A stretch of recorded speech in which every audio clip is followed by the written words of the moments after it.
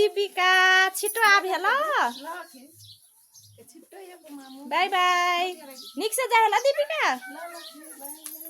त आइके चाहिँ दीपिका जाइ छ नानी घरमा ओकरो के एग्जाम पनि ओरा गेलै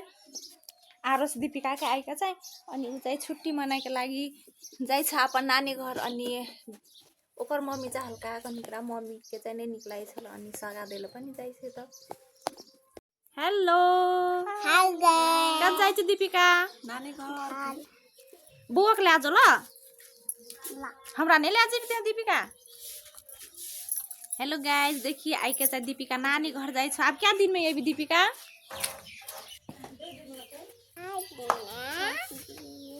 हमरा नहीं ले आज भी त्यहाँ अपन नानी घर तोर नानी घर कता छ खोते त दीपिका बिहार हुआ निक से जाए ल